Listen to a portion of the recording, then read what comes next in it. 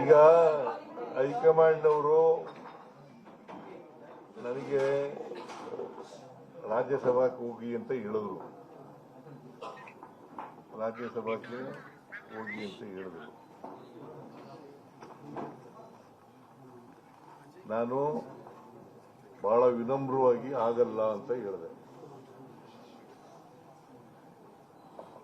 ನಾನು ರಾಷ್ಟ್ರ ರಾಜಕಾರಣದಲ್ಲಿ ನನಗೆ ಆಸಕ್ತಿ ಇಲ್ಲ, ರಾಜ್ಯ ರಾಜಕಾರಣದಲ್ಲೇ ಇರ್ತೀನಿ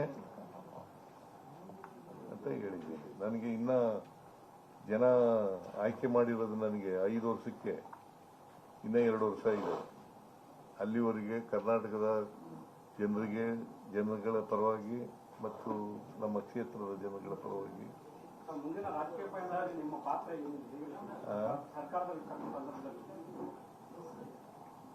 ನಾನು ಈಗಾಗಲೇ ಹೇಳಿದ್ದೀನಿ.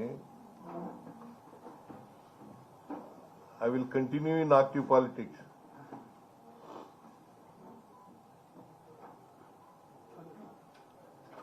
ನಾನು ಕೋಮು ಶಕ್ತಿಗಳ ವಿರುದ್ಧ ಹೋರಾಟ ಮಾಡ್ತೀನಿ ಅಂತ ಹೇಳಿದ್ದೀನಿ. ರಾಜಕೀಯ ಪಾತ್ರ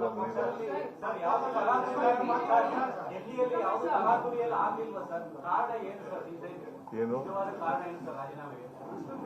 ನಾನು ಮೊದಲಿಂದ ಹೇಳ್ತಾ ಇದ್ನಲ್ಲ, ಹೈಕಮಾಂಡ್ನವರು ಯಾವಾಗ ಹೇಳ್ತಾರೆ ಆವಾಗ ಕೊಡ್ತೀನಿ ಅಂತ ಹೇಳಿದ್ದೀನಿ. ಒತ್ತಡ ಏನಾಗ್ತದೆ? ನಾನೇ ಸ್ವಯಂ ಪ್ರೇರಿತನಾಗಿ ಅವ್ರು ಹೇಳಿದ ತಕ್ಷಣ ಕೊಟ್ಟಿದ್ದೇನೆ.